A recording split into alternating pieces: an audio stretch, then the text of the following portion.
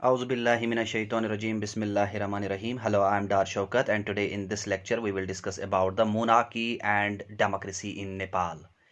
Monarchy and democracy in Nepal. As I told you, the SAARC states like Maldives, Bangladesh, Bhutan, Sri Lanka, Afghanistan, India, and Nepal. So Nepal is also a SAARC state, member of the SAARC association. So let's come to the point. What were the conditions of monarchy in Nepal, and then how monarchy changed its face from monarchy to democracy in Nepal.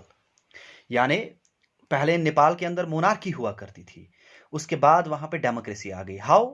सो यही how वाला question हमें discuss करना है. सबसे पहले समझ लीजिएगा monarchy किस चीज को कहते हैं. Monarchy is a form of government जहां पे कंट्री का हेड जो होता है वो इनहेरिटेंस होता है, हेरिडिटरी होता है. किंग और क्वीन राज होता है वहां पे. सो एक ही खानदान के हाथ में सारा पावर होता है. एग्जाम्पल के तौर पे ए is the family in Nepal. ए खानदान से जो उनका हेड है, he is the king of the Nepal. अब उसके बाद जब वो मर जाएगा, उसका बेटा जो होगा वही बन जाएगा, या उसकी अगर उसका बेटा नहीं होगा, उसकी बेटी होगी तो वही बन जाएगी, या उसकी बीवी अगर होगी तो वही बन जाएगी. Then it became the king and queen. This is some sort of monarchy. So अब नेपाल के बारे में बात करते हैं. नेपाल के कुछ important characteristics. Nepal lies to the north of India. India के नॉर्थ में आता है और it's surrounded by the peaks of Himalayas. यानी नेपाल जो है वो बंधा हुआ है किस पीक से? हिमालयन पीक से. यानी एक ऐसी कंट्री जो अपने आप को कहती है कि इटसेल्फ ए हिंदू स्टेट. कहते हैं कि this only the Nepal is only a Hindu state. Why so? It was a Hindu kingdom the past, then a constitutional monarchy in the modern times. पहले पहले यहां पे हिंदू किंगडम हुआ करती थी, उसके बाद यहां पे मोनार्की आ जाती है. उसके बाद यहां के जो लोग होते हैं नेपाल के, वो मोनार्की को पसंद नहीं करेंगे. They wanted the responsive government, accountable government. But the king जो यहां पे किंग हुआ करता था, वो तो चाहता था मोनार्की रहे, और लोग चाहते थे एक किस्म की डेमोक्रेसी आ जाए यहां पे. सो किंग के पास एब्सोल्यूट कंट्रोल था, किंग के पास पावर बहुत ज्यादा था. He retained the absolute control and limited the expansion of democracy. वो नहीं चाहता था यहां पे नेपाल के अंदर डेमोक्रेसी आ जाए. वो चाहता था यहां पे हमेशा के लिए क्या रह जाए? मोनार्की रह जाए. लेकिन लोग चाहते थे कि वहां पे रिस्पॉन्सिव गवर्नमेंट आए, यानी डेमोक्रेसी आ जाए. सो होता क्या है, एक किस्म का कॉन्फ्लिक्ट होता है between the people and the king. then the king accepted the demand for new democratic constitution in 1990. 1990 के अंदर जो नेपाल का किंग होता है वो एक्सेप्ट करेगा डेमोक्रेटिक कॉन्स्टिट्यूशन. कहां पे बनाना? नेपाल के अंदर.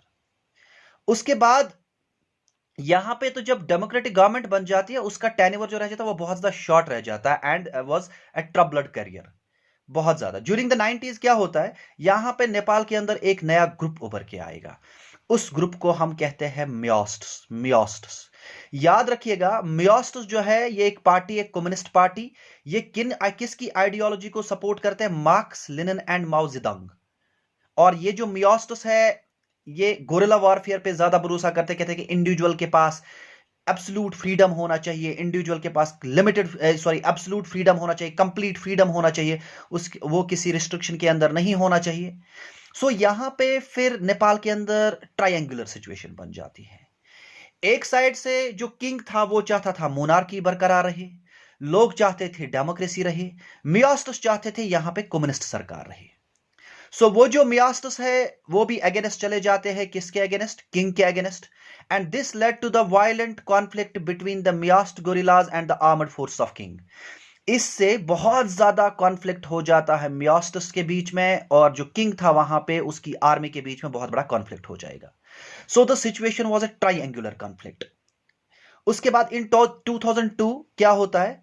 The king abolished the parliament. यहां का जो किंग होगा वो पार्लियामेंट को एबॉलिश करेगा and dismiss the government, thus ending even the limited democracy that exists in Nepal. यानी यहां पे जो उसने डेमोक्रेसी लाई थी 1990 के अंदर, उसका खात्मा हो जाएगा, उसको किंग फिर से खत्म करेगा. अब जब किंग इसको फिर से डिसमिस कर देता है डेमोक्रेसी नेपाल के अंदर, उसके बाद यहां पे क्या होता है? There was a massive country wide pro democracy protests in April 2006.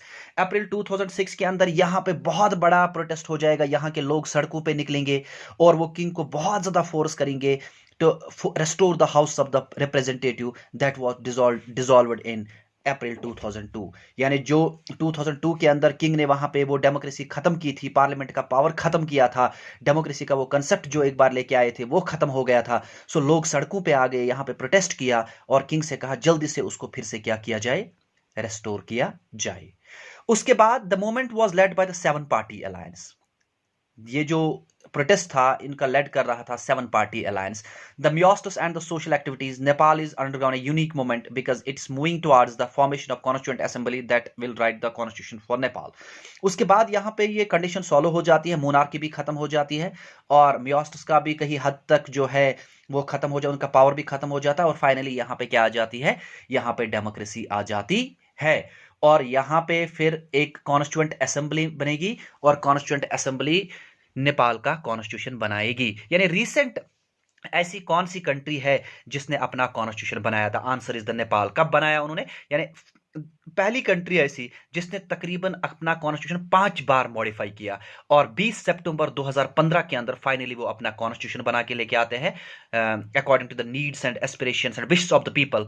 और वो जो 2015 के अंदर वो कॉन्स्टिट्यूशन बनाते हैं उसमें तकरीबन 35 पार्ट्स है, 308 आर्टिकल्स है एंड 9 शेड्यूल्स है। और इस तरीके से यहाँ से जो नेपाल है, नेपाल में जो पहले एग्जिस्ट हुआ करती थी मोनार्की, वो भी खत्म हुआ हो जाती है। और फिर वहाँ पे जो वो मियोस्टस होते थे, जो लेनिन, मार्क्स और माओ जेडोंग के आइडियोलॉजी को फॉलो करते थे, वो कम्युनिस्ट पार्टी, उनका जो पावर था वो भी खत्म हो जाता है। और फाइनली यहाँ पे लोगों के हिसाब से क्या आ जाती है, डेमोक्रेसी आ जाती है और नेपाल अपना नया कॉन्स्टिट्यूशन बना लेता है। So this was all about the what I can say democracy in Nepal. और इसी तरीके से याद रखिएगा नेपाल का जो prime minister that is the KP Sharma Oli और प्रेसिडेंट जो नेपाल का है दैट्स द बिंदिया देवी भंडारी। और राम यादव इनका पहला क्या हुआ करता था, फर्स्ट प्रेसिडेंट हुआ करता था कंट्री का। लेकिन प्रेजेंट प्रेसिडेंट जो इनका है that is the Bindiya Devi Bhandari and MP Sharma Oli is the current prime minister of the Nepal. और आज नेपाल के अंदर क्या है, डेमोक्रेसी एग्जिस्ट करती है और मोनार्की खत्म हो गई है। This was all about the monarchy and democracy in Nepal. Hope so you understood this lecture. Thank you so much. Before concluding my topic, I am requesting my all well wishers, do not forget to subscribe my channel. The name of my channel is Oshin's Education, Origin of Creative Energies and Neuroscience, started by Dar Shaukat. Do not forget to press on the bell icon. If anybody has a question regarding the monarchy and democracy in Nepal, he or she can ask me a question on my WhatsApp number. My WhatsApp number is 9596307080 and my mail ID is darshaukat41@gmail.com. I will try my level best to answer all the questions at the right time. Thank you so much.